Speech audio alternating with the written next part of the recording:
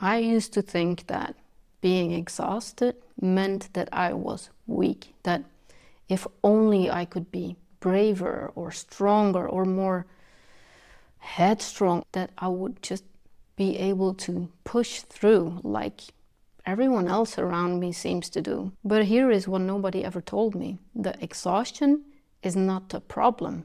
It's a signal. It's your body telling you, hey, there is something not right here. I need you to pay attention. The real damage happens after that signal. It happens when you turn that signal into evidence against yourself. And you tell yourself a story. You're saying, I feel like this because I can't deal with this. I'm too weak for this. I can't do it. I'm not like the others. I must be missing a gene or whatever. That's the story that you tell yourself. And that is the story that takes a big chunk out of your energy. And now you're not just exhausted anymore. You're exhausted and ashamed or disappointed.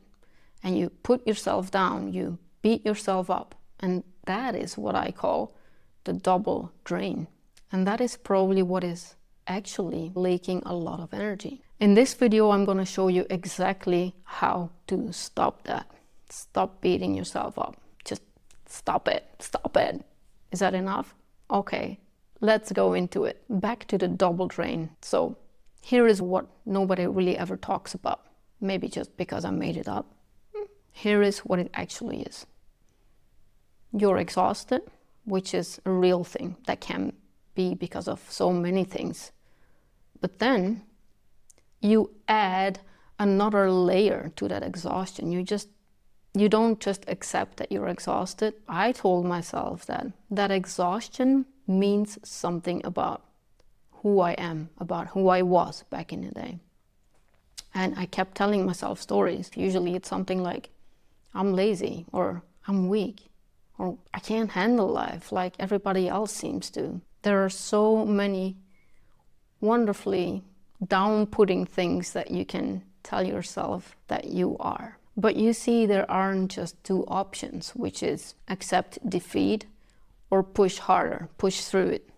Those are not the only two options. There is a third option, which will help you stop what you have been doing this whole time, which is judging yourself, putting that second layer on it, and draining yourself way faster than is good for you. And that third choice is actually very simple, and most of us never learn about that. It's understanding what your body is trying to tell you, why it's trying to reroute you or reroute you.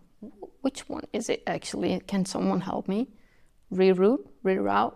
I keep hearing different things, and obviously I'm not a native speaker. Anyhow, that exhaustion, that full body, I can't do this, that huge overwhelm, it's not a consequence of your character or your choices. It's a signal. It's your body trying to reach you, telling you something's wrong. You're not making the choices that are aligned with who you are, or with what you want, or where you want to go. This is not the way. When you are highly sensitive, I also sometimes call it uniquely wired. There is something about wired. I'm wired like this. I like that expression. You spend your life in an environment that is not built for your wiring, and so your body pushes back, not because you're weak, but because you suppress or ignore the uniqueness of you being you. Uniqueness suppressed is a continuous energy drain.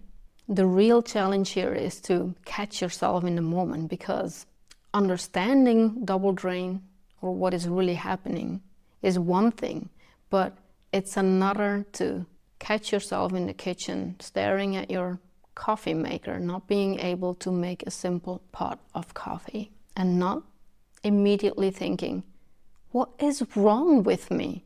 That is the biggest thing for you to not just understand, but feel, to know when it's happening.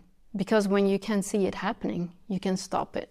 If this resonated with you, subscribe or drop me a comment. That helps me understand what content is really valuable to you. I hope to see you in the next video. Take care. Ciao.